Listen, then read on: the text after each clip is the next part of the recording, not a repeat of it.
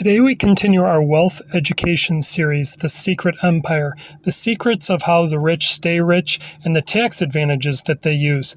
Let's start off with why people buy these properties and who actually owns them. Now, who is a very interesting question because the answer is usually nobody.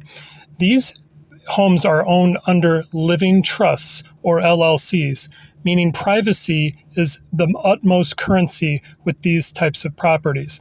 Now, the reason they're protected under the LLC is protected from lawsuits, they have tax advantages, and they also allow the transfer of property from the primary trustee to people when they pass away, so that there are no probate court, there is no excessive taxation. They get the step up in basis tax advantage.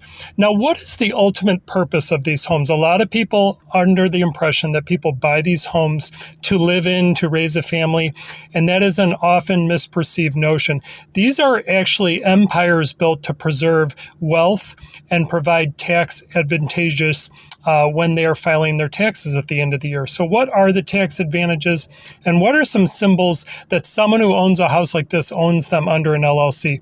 Well, typically when you look up most properties that are hard to find the value, that have no owner, these are typically properties that are owned under a wealth trust, meaning they are transferred from family members down through generations, and the identity of these people is kept in private.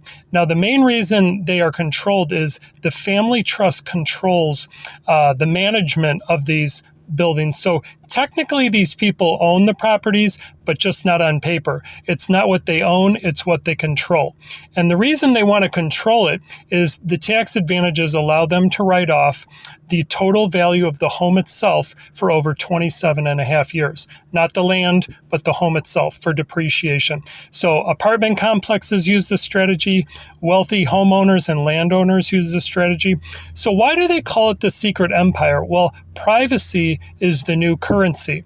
And one thing that happened in 2020 is people went from flashy high-rise condos and penthouses to suburban, vast properties like these. They wanted to buy acres, not high-rises. So what you essentially had is you had two types of old money trying to buy the same property. You had wealthy landowners already in the suburbs of your major wealthy U.S. cities.